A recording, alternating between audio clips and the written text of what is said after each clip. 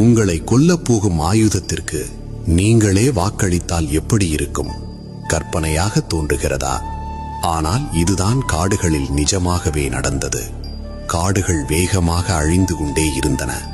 ஆனால் ஆச்சரியம் என்னவென்றால், மரங்கள் மீண்டும் மீண்டும் அந்த கோடாரிக்கே வாக்களித்தன. ஏன் தெரியுமா? அந்த கோடாரி மிகவும் தந்திரமானது.